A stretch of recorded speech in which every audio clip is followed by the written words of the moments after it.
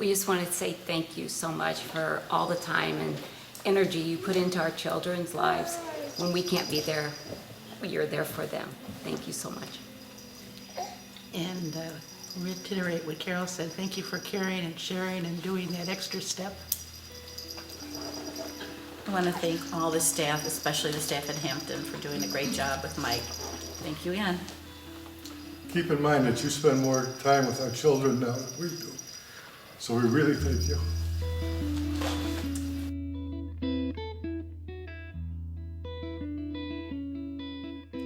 Welcome to day 4 of Light Up the Mission. Our letter of light today is H for human, helping, humility, and holiness. And we are going to look to Pope Francis for our inspiration. Human. God made us this way, human beings.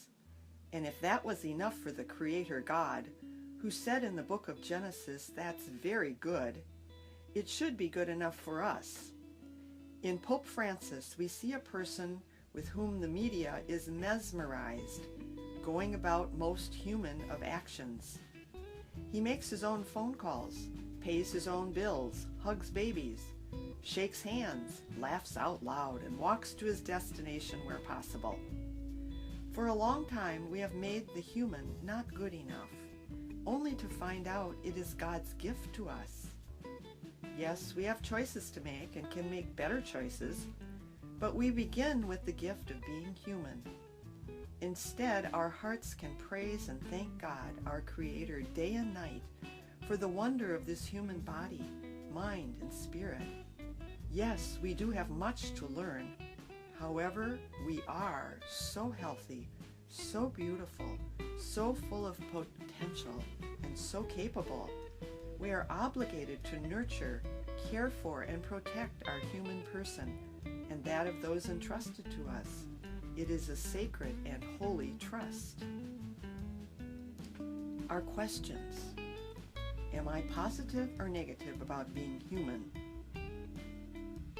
Whether I am a believer or not, do I respect the humanness of myself and others as created in God's image and likeness?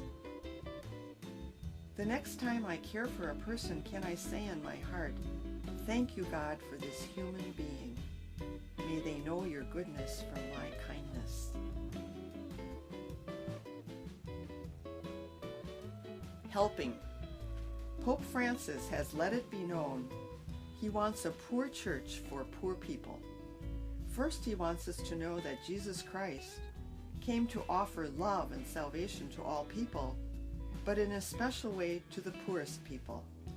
He has an almoner, an old word for the person who gives in charity, and he told him to get rid of his desk and go out into the streets and meet poor people, hear their stories, and write them a check.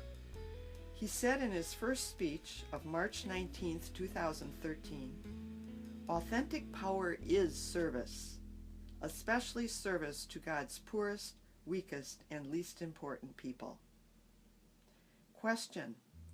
Do I look at my day-to-day care of others, whether in my family or at work, as service to God's poorest ones, specially chosen by God?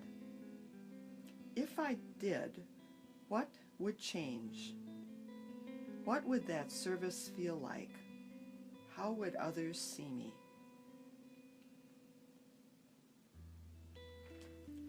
Humility. Humility comes from the word humus, or earth. So it does mean what's beneath us. However, it does not mean being a doormat for others to walk all over.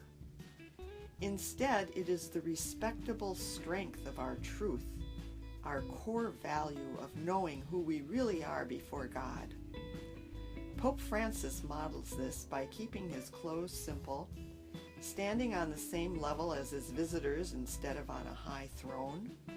He cracks jokes at his own expense and packs his own belongings. He insists that Jesus Christ be the center of our attention, not the Pope. The day he was elected, he knelt down on the balcony and asked all to pray for him. The joyous crowd became still and silent for 3 whole minutes. Questions. Do I really realize just how totally beautiful I am before God? Do I understand that God is madly in love with me? If I lived out of these spiritual realities, how would I feel and act? Would it overflow into the rest of my life, day to day, in my service at work and with my family?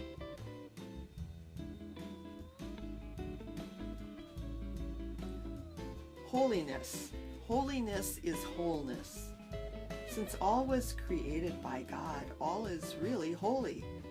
God created all to be good. It is the fullness of what I am meant to be, loved, healed, full of wisdom, fulfilled, and at peace. They say that Pope Francis prays all the time. We view him already as a holy person in touch with God, because he acts out of peace, compassion, and goodness to all people, not only those who speak his language or are from his country or religion. Some questions. Even if I do not go to church, what does living these values mean to those I care for?